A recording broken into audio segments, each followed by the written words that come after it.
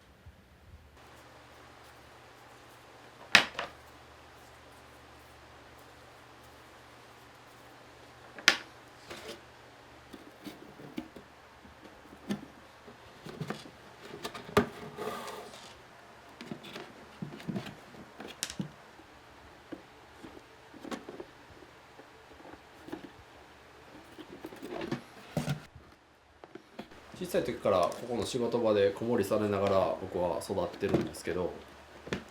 その頃から特に継ぐ気はなくて、父と祖父のその背中は一応見てはいたんですけど、ちっちゃい時はやっぱりその魅力っていうのもまだまだ全然分からなくて、ではっきり言ってこう神経臭い仕事やなっていうのをずっと思ってたんですよ。で全くこう継ぐ気はなく、大人になってからも全然違う仕事を転々といろいろとしていて、で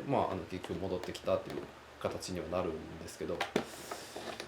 前職がバイクの整備士をやっていたんです。でその時にバイクのレースも一緒にやっていたんですけど、ちょっとある時に大きい怪我をしてしまって、でバイク屋が続けれなくなったんですよ。練習中やったんですけど、ちょっと大きいクラッシュをして、で足首が粉砕して粉々になったのと、頭蓋骨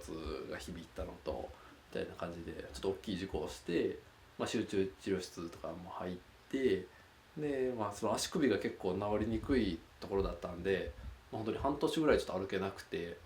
そんな感じでバイク屋をちょっと続けれなくなって、一回辞めるっていう風になって、でそのタイミングでちょっとうち親離婚してるんですけど、そういう同じタイミングで、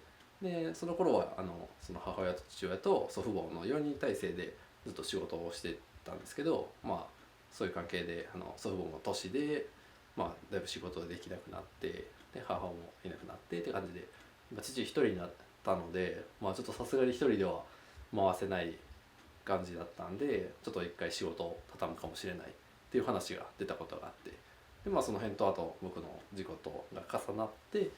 でちっちゃい時からねずっとこう見て育ってるものがね、いざなくなるってなるとちょっと寂しいような思いがして、でその時に僕が継ぐって言って、始めましたね。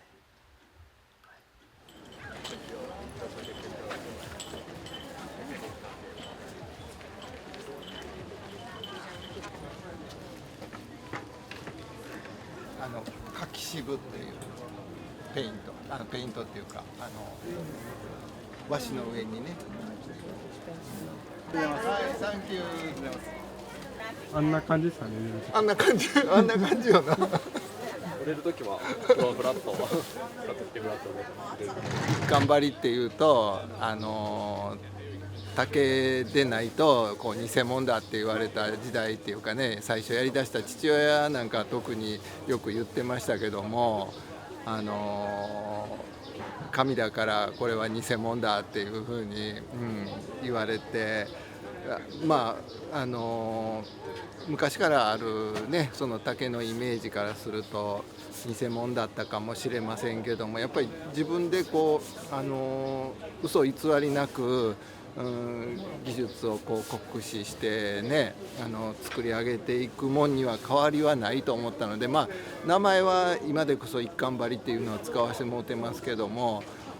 特にその私の場合はそんなにこだわってたわけではないんです。自分で作ったものをこう皆さんに使っていただきたいっていう感じでずっとやってきました。My handmade. Your hand. Very good. すごい。ありがとう。あ、Thank you. Thank you very much.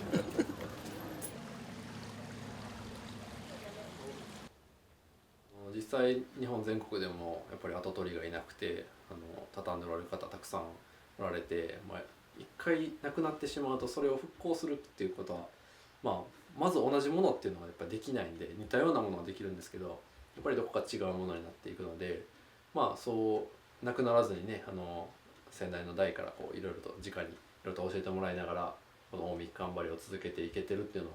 のはいいことかなと思います。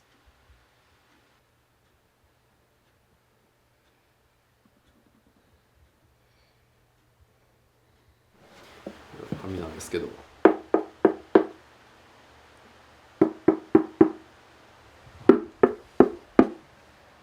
相当軽いですね。だいぶ軽いです。小指でも楽々持てるぐらいの軽さなので、これは何の重さぐらいかな。なんやろもうなんなら今この取っ手の方が重たいんじゃないかぐらいの重量感ですね。こう持つとこれ取っ手側にちょっと傾きますもんね。